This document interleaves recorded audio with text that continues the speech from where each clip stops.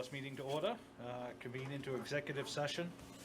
Bob, would you like to read them off? Sure, I'd make the motion pursuant to 1 MRSA 4056A to discuss personnel matters, and then follow on with 14056C to discuss the acquisition of real property over economic development. Is there a second? Second. All those in favor?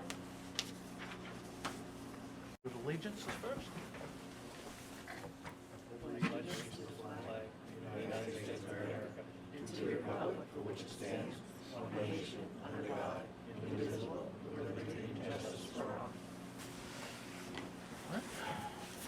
First up is a presentation from the John Blodgett, front and center. Not really a presentation, just a little update. Okay. You folks probably remember this fall, I came in and talked about the fate of the veterans of foreign war, 4525. I just want to give you an update. We talked about back then about a stone, a memorial stone, to go down. I call it the Pine Street Memorial Park. I don't think there's any official name that I know of.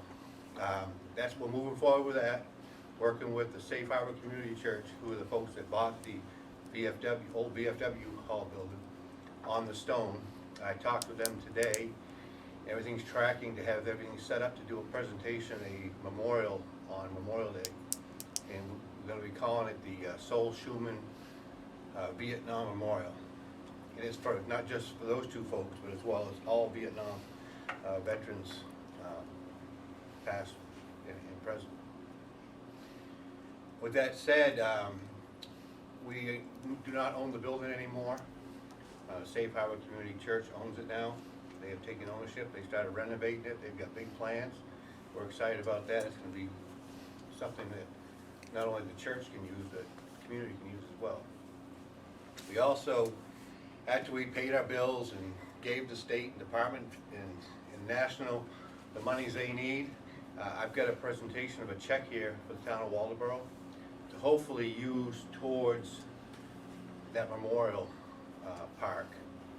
I know the steps need to be updated or upgraded, reset. Speaking with the pastor at the church, when they do the foundation and the stone setting, they're going to have a mini excavator there, so they'll be able to help out, reset the steps if we need to, but there'll be some funds available from the old VFW to help. Any questions? Anything? Have you got an estimate of what it would cost to have that done and stuff? The steps? Yep. Not resetting the steps. I can certainly do one through my Yep. company and get an estimate. Yep. There's about 7 or 8 steps, and it's just a matter of looking them up and resetting them, putting some good base underneath them. But I think something like that, I think if you, especially if you get a check to do that, I think we should have an estimate and stuff like that so we can be prepared for it. Yeah, if that's something that we want to move forward with. Yep. I don't see one, does anybody else object to that? You know, this little donation here is not going to rehab the whole facility. It's $1,725. But it's a start and something that we can then add Build to. on Right, to exactly, that. exactly. That's where I was going with that, is Yep. The if more- we need more, then We we'll can find ask it. for more, we Yep. can put it out on Facebook and people can donate to the fund that will put that in. With the stone that we're going to put there, and it'll be probably April, as soon as the frost is out of the ground, start putting the foundation in for this. The stone is actually, we're going to dig down about 3 feet, put a good foundation of crushed gravel in.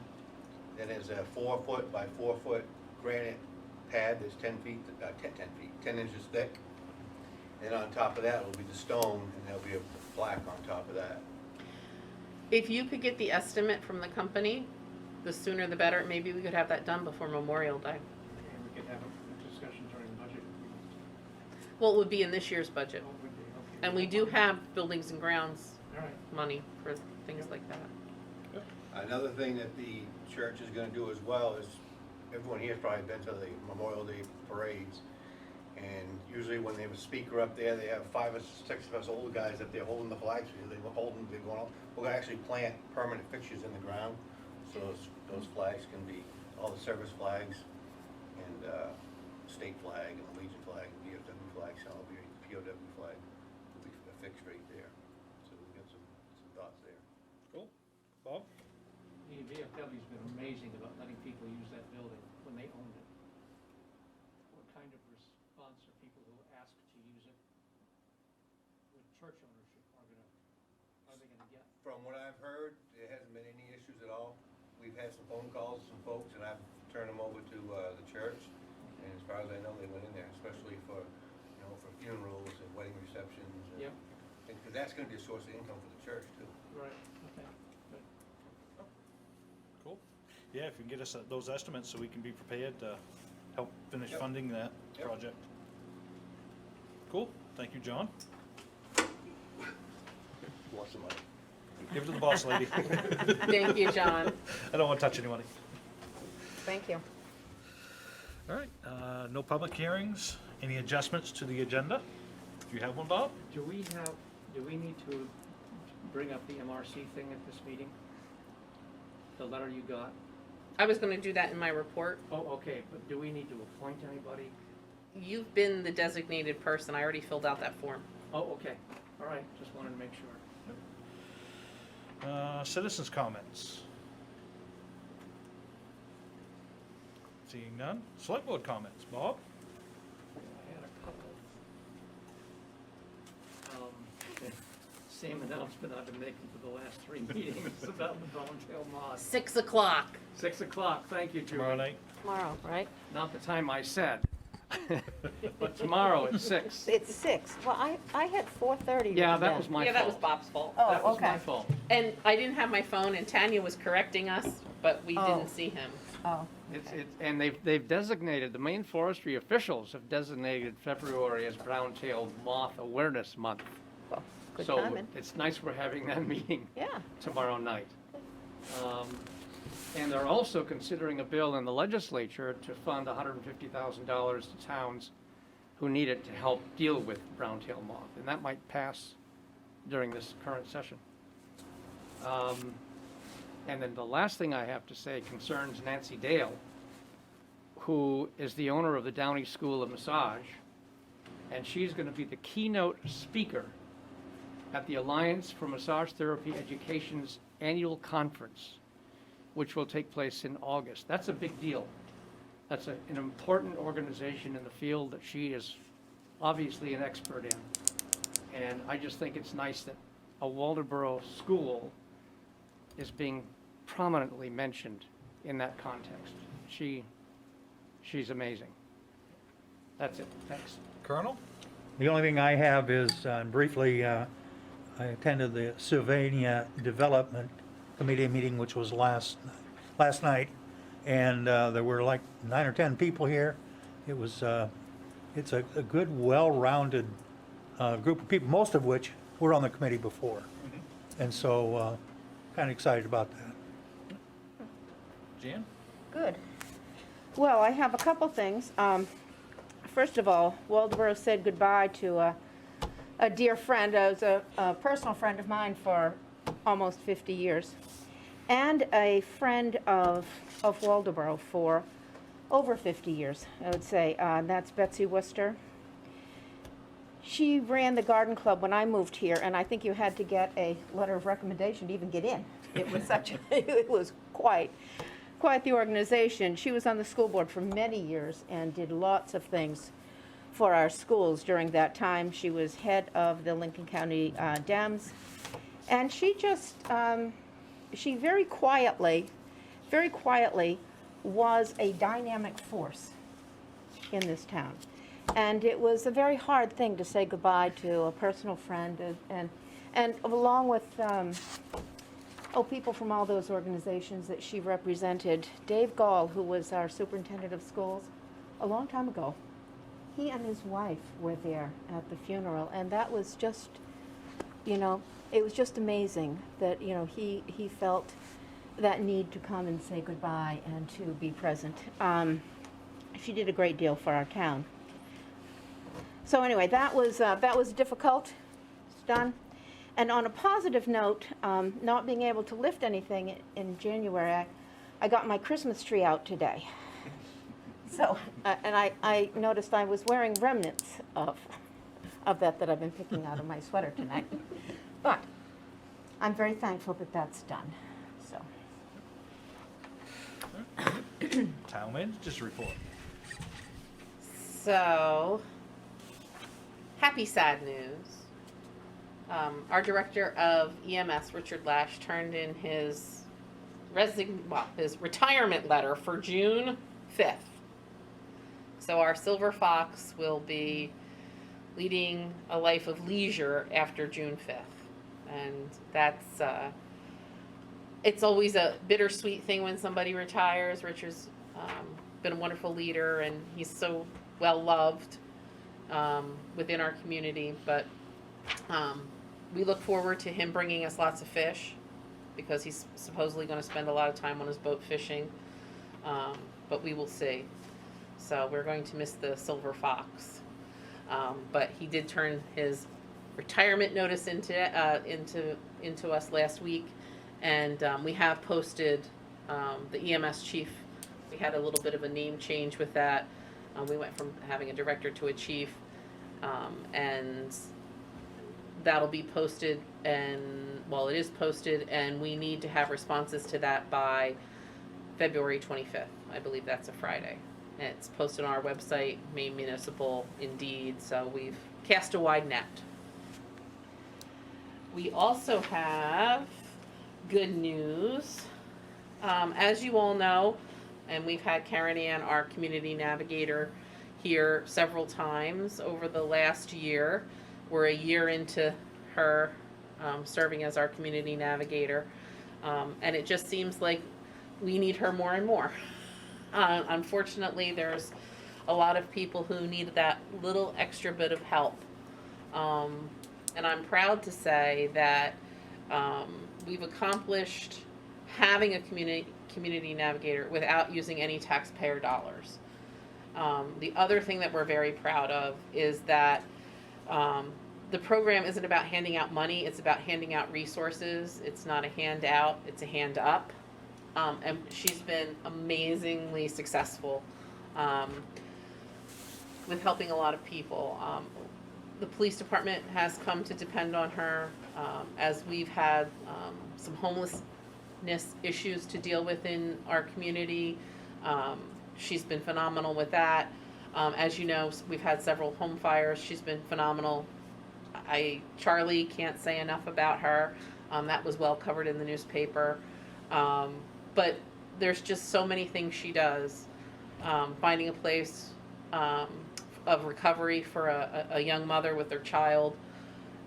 The things she's done, and I say this, and I don't say it lightly, she's literally saving lives and changing lives. And I just am so proud that we were able to start that program. I'm proud of all of you for supporting it. But we've had an offer from the YMCA to continue with her another day a week, which I think we should take advantage of. So the price tag for that would come to an additional $8,400. So that expense line out of our trust fund, if you'll recall, we combined a trust fund for orphans and widowers, and we made that more in support of families. The total cost would be now to the town of Waldoboro $32,904. And what we were finding is now too, why we needed the extra time is there's a lot of time when she's called that is after 5 o'clock.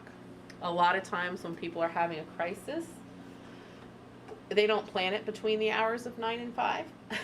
You know, it's normally 10, 11 o'clock at night. There's probably been in the last few months, especially with the cold weather, where I've gotten a call from one of our officers at 10:30 at night, and they're just like, "Hey, I need Karen Ann's number," or, you know, they're calling for Daryl, but they didn't, you know, they need Karen Ann.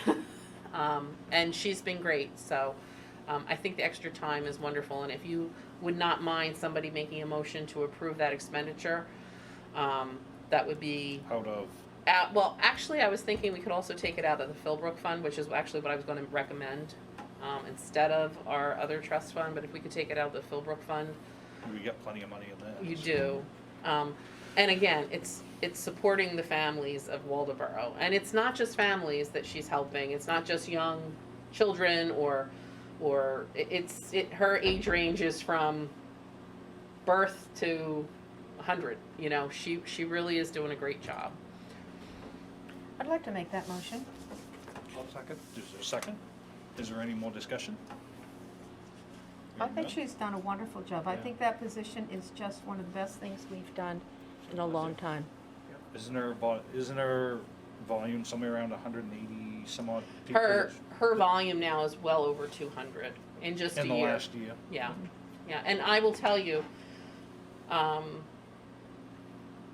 this past year, so her and Tanya Blodgett together were the driving force behind the toy drive, and also the baskets, the food baskets. But the toy drive and the coats and boots, those two ladies took that on, and it was the best it's been. You know, I mean, it's great, and the coordination, and I will say too, Karen Ann just fits in the office wonderfully when we're doing all of these things, and it's just nice to see, and we're really making a difference. We're turning the dial. What would you think about us asking Karen Ann to come in and give a presentation once a quarter, Yeah, a couple she's- times a year? This is what's going on, this is what's new, that kind of thing. Yeah, she was here in November, and I was going to have her back. I think she's scheduled, and it gets weird during budget season, but I can have her in at the next meeting or the first meeting in March. Any more discussion? Hearing none, all those in favor? And the only other thing I wanted to bring up is there's been a lot of snow lately. And I wanted to say that Public Works, during the blizzard, they were absolutely amazing. You know, that was an extremely long storm. The storm that just hit the end of last week was a very complicated storm. And a lot of people didn't think much of it, but it was 2 inches of ice in some places. And so you had 2 inches of ice, and then in other places you just had snow. And in some places you had both. And I think sometimes people lose sight that we have 100 miles of roads and at least 108 intersections that have to be cleaned. So if you have a safety issue with a road being cleared or not, it's best to call the town office if we're open, or call 911. If it's that serious, you need to call 911. Facebook is not the place at 2 o'clock in the morning to explain that at 2 o'clock in the morning you were driving on 220 and you hit ice at 2 o'clock in the morning. It's not like they can be everywhere. Doesn't mean they weren't out at 2 o'clock in the morning. Again, by the time they get to maybe where you are, they've already done half the town or 3/4 of a town. And there is a method to the madness. So I just would like to remind everybody, I've seen some things on Facebook. I have not responded because I don't want to get into the responding to Facebook. That's not how we find out. I didn't see this until 3 days after, and had somebody called, we would have addressed it. And just one other thing, there is an icing issue on Friendship Street. We have addressed it, the DOT has addressed it. Another thing was pointed out to me on Facebook is that the town and the DOT hasn't done anything. We actually have been out there several times doing something. It's a private homeowner issue, unfortunately, as sad as that sounds. Why isn't the town doing anything? Why can't they help? We cannot, nor can the DOT, take town equipment onto private property. We can't do that. It's a liability issue. There's many reasons why we can't do that. We try to assist in every way possible. So I just want people to be aware. Don't believe everything you read on Facebook. And if you have a question, call me. I'm very accessible. I'm more than happy to explain what's really going on. I'm not shy about it. So, but please be patient. You know, John in the Public Works Department, when it comes to snow removal, truly do have a method to the madness. And you just have to remember, you may have driven up north, but it only snowed up there. You didn't have to deal with ice. So you just be aware that that's what's happening. Okay. Moving along. Consent calendar. Would somebody like to make a motion to approve the consent calendar? I move we approve the consent calendar. Is there a second? I'll second it. Is there any correspondence or anything? I have. Well, yes, we do. I was We gonna- do. We do. Well, I We don't have have that, yes. We there have is. correspondence from Jimmy. Yes, and she's here, so. And she's here. So she sent us a letter. I wanted to put it on the agenda. And I was hoping you would come tonight. I called her.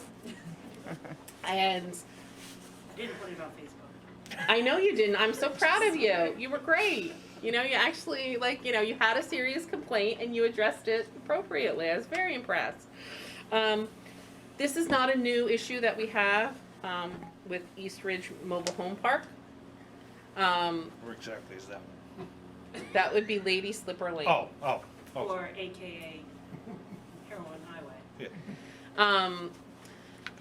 So she made a formal request for records that we are going to produce. We've served notice on the owner that he has to have, I believe we have, Max, yes?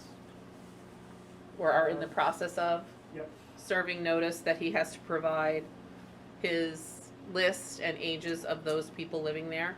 I also provided Jimmy with a copy of the ordinance that we will be considering at the next meeting that deals with problematic properties, which I do believe a lot of that would fall under. A lot of the issues that you're experiencing would fall under, and my mind has blanked on what I called that ordinance specifically. It's called a, Property maintenance? not property No, maintenance, Disorderly property. disorderly Yeah, that's property it. ordinance. That's it, yeah. And Yeah. that's an idea that we got from Karen Ann bringing forward to us to point out that we should adopt something like that. So that will be considered at the next meeting. So we will provide you with that information. And Max, I don't know if there's anything else you want to shed light on as to the actions we've taken over the, I would say, like the last year and a half. It certainly takes time. There has been some progress in terms of building code violations and septic issues as well. The age requirement was one that we haven't, the mixture of COVID and timing on some other items was really something that just fell a bit. But with this and the disorderly ordinance as one, and Stan now being here full time, it's all. That's the other thing I meant to tell you. Stan is now here full-time as our code enforcement officer. So that should make a huge difference too. All that combined makes this now the time to do it. Mhm. Yeah, I think the reason I brought that, in specifically the fact that when he put in this park and his plan is for 55 and older, and he has not done that, and he continually skirts the issue and tries to get away with that, and that wasn't addressed in the last time in the meeting, and I understand COVID has put everything on hold and totally get that, but I just kind of want to make sure that this isn't dropped and it really is an issue, and this park was created to be a 55 and older. It is not a 55 and older park. It's just not. And I can tell you from like the town's perspective, we've been doing everything we can as far as when people try to move in, or, you know, we do question certain things, and even some of the requests we get for assistance, you know, we have to be very careful that we're not violating the park rules either, so that we're not condoning something that violates the park rules. So I think we're aware of it. And it is, when we are dealing with building permits and things like that, Stan is very aware of the requirements, as is Max. But I didn't want you to think you were forgotten, and that I hope you come to the next meeting because, and say something during the public comment, because I think that's one of the things that people need to hear, that it's hard when you live next to neighbors that are disorderly. you know, and this isn't a property maintenance issue, this is a disorderly property issue. Yep. And this isn't a problem that's just reoccurring, it's been there, and I think the town's done a lot to clean it up. We've tried, but I mean- it's a very hard, When the landowner it's a very is hard thing when very the- combative with it, it makes it tough. And I understand that, and I think probably the kickback that we're gonna get back from the landowner is he's gonna say the owners are, but that is not if you read it and what it's supposed to be the occupants. 80% of the occupants are supposed to be 55 and older, correct. and the other 20% is for caregivers of those that are 55 and older. And part of the pushback that we've received in the past, you know, when we do try to push back, it comes back as, you know, we're just being cruel. And it's like, no, we're trying to enforce the rules. And there's also, we do have to consider what the neighbors live with on a daily basis. You know, I mean, I don't think there's never a month that goes by I'm not getting a phone call from one of the existing neighbors. Or, to be honest with you, even people who live in the park, who bought it believing it was a retirement park. So, All right. Would somebody, we get a motion on the table? Discuss the correspondence? Any more discussion? Hearing none, all those in favor? Okay. New business, revised personnel policy yes. and holiday schedule? A couple of things came up recently, and I figured it was a good time since we had to deal with a couple different issues to just revise, and I made it easy for you. I only gave you the revisions. So what we'll do tonight is we'll go over, you can approve the revisions, and then they have to be posted. And then we'll come back and you can adopt them at the first meeting in March. So on page 4, under part-time employees, we added, so part-time employees are those whom the town regularly schedules to work less than 32 hours per week on a continuing basis. And if you'll recall, the town voted at town meeting to go to the 3C pension for EMS employees. So this had to be added. For EMS employees to be considered part-time, a regularly scheduled shift must be scheduled on a weekly basis. You cannot decline a shift. If you are absent, you must utilize earned leave to cover your absence. So that's a parameter for PERS, it's a PERS rule. But we wanted to define that specifically under part-time employees, and call out basically EMS employees. And then we wanted to further define per diem employees are employees who are on call only and paid by the day or shift when they work. They do not have pre-scheduled shifts or days assigned for them to work, and if they are called to work, they can decline the shift at their discretion. So that's the difference between a part-time and a per diem. So we wanted that to be as clear as we could possibly make it. We also changed the standard work week for the town office. And what we did is we just put the town's customary working hours are, because if you'll recall, we went to the late night on Tuesdays till 7. And that seems to be working good for the public.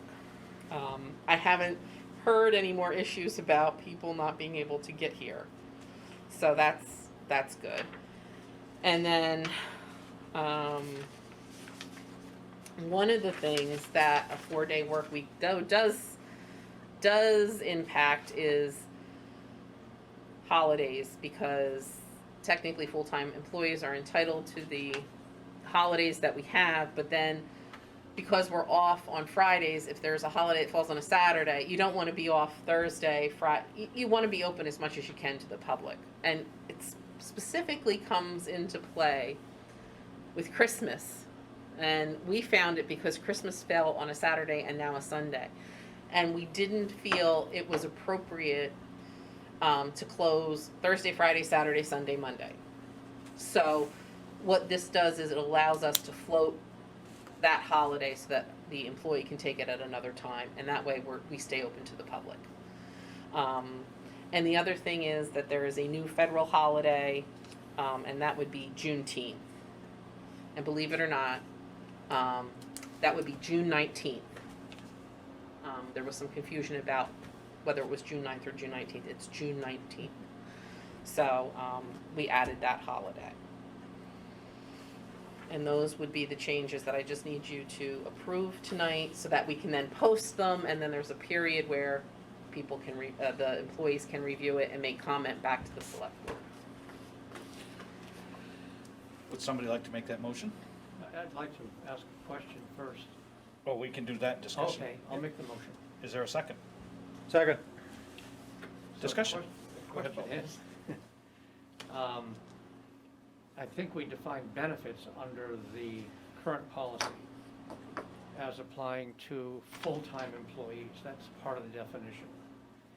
And under the new definition of part-time employees, we're making them eligible for a benefit as defined. We're not making them eligible, the state is making them eligible. Well, we use the word qualifying in our language. So but- somebody's making a determination about So, whether or not that benefit, I if I think- could finish, please. So my only suggestion is that we add a parenthetical to the definition to tie it to the new definition of part-time, to explain that retirement benefits for qualifying part-time employees are explained in section 9.5. That would complete the circle. so I think that opens up to who's qualifying and who isn't. I think I mean, I would argue that MPERS has rules, and that's what we're following. Main PERS rules supersede what's in the policy. I just don't want, here's my fear.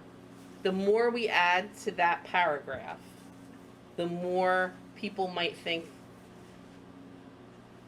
I think it would be confusing to the employees. My concern is that someone will read that definition and say, I'm not a full-time employee. Why is the state considering me for a benefit? Because you have to Or be future. you have to be a very specific class to get that benefit. Well, I think the language in the definition with a suggested change makes it clear that you're, and section 9.5 But- refers specifically to main purse, not to the town or anything else. It's referring specifically to main purse. But I would strongly suggest we leave it as it is. If you would like to suggest language, the select board can, I think we are covered the way we're doing it, and I think you open up much more ambiguity. Okay, I respectfully disagree, but I know. We had this email exchange. That's- I'm well prepared for we it, have but these things once in a while. we do. But I just think that you have to realize every part-time employee who works a regularly scheduled work week is entitled to MPERS, regardless of what our policy says. But every part-time employee is not entitled to all those other benefits. That's right. But we've defined the benefits as being available only to full-time employees. And now, through the state and the kindness of the state, we're making these benefits as defined available to a part-time employee. And I think that's an exception that we need to recognize in the policy. So going forward, future select boards, future employees, future town managers will understand that that's what the policy means, that it's for part-time employees who are qualifying under main purse, under section 9.5. That's all my point is.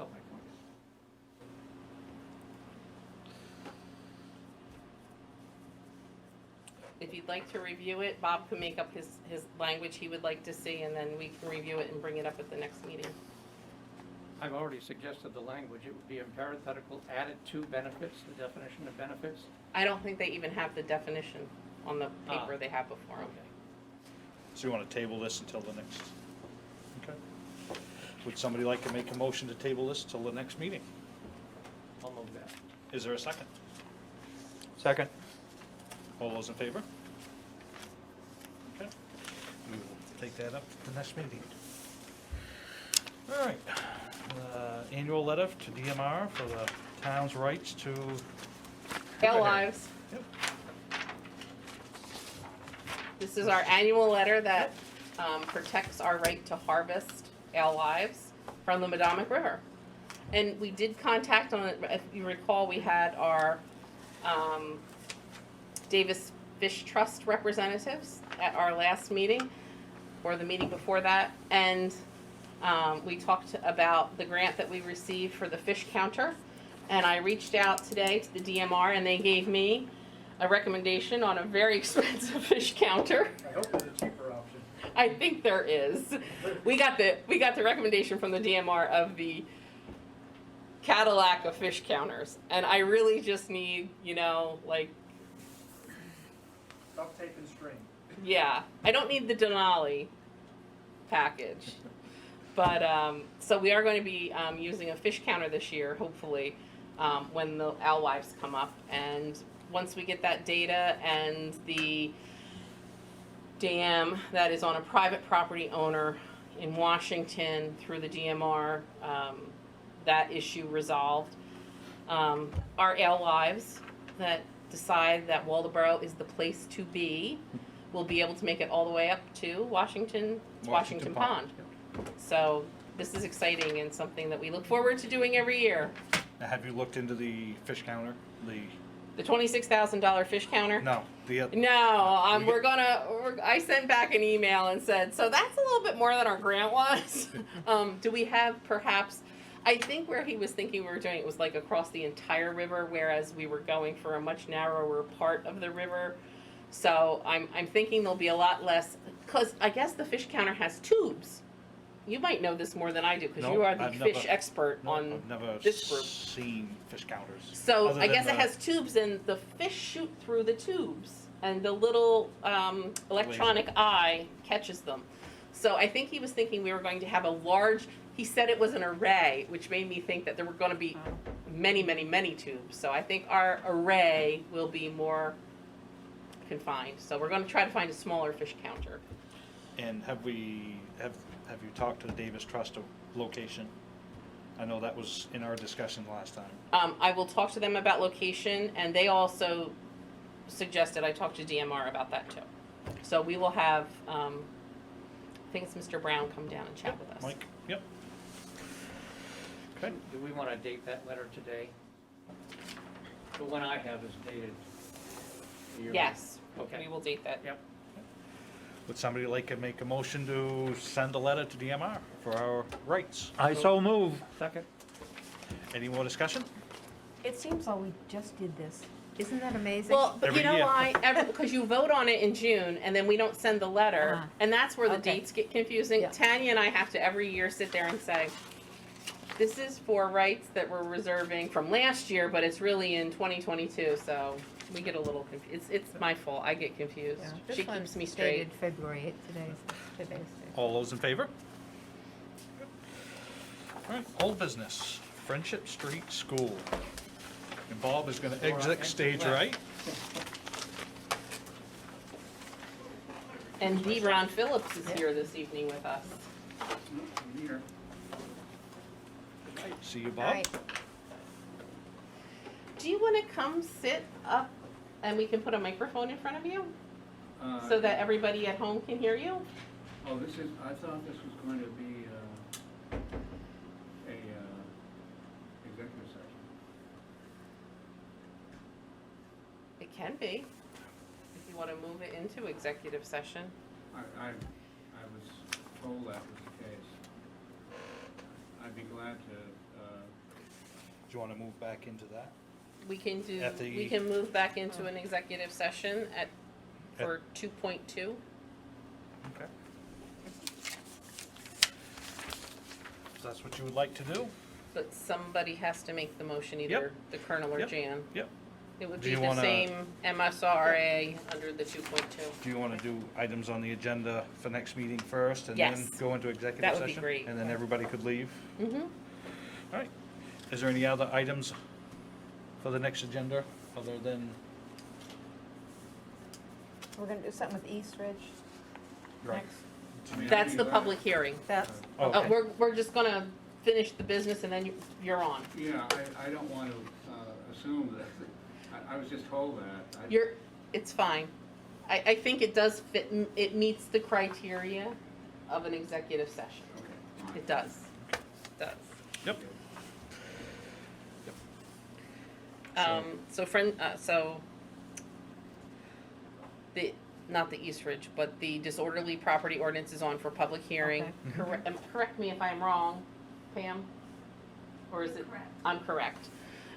Is on for the next meeting, so Mhm. Jimmy, if you don't mind coming back. Yep. And, we are turning over the Silver Fox to you to take good care of in his retirement, so make sure you, I know. Responsibility I don't want. I know. Make sure that, you leave funny little notes on his desk and things like that. And I'll have Karen Ann. Yep, okay. All right. So I guess we'll move into executive session. Mm-hmm. Would somebody like to read 2.2 for executive session? Go ahead. Okay, I move we go into executive session pursuant to 1 MRSA 4056C to acquisition of real property or economic development. I'll second that. You'll second that? I'll second that. All those in favor? All right. Yes. It's okay. We are in executive session all now. set? Well, Back? no, one sec, because there's. Time out, yeah. Just gonna, we don't know this. Hot mic.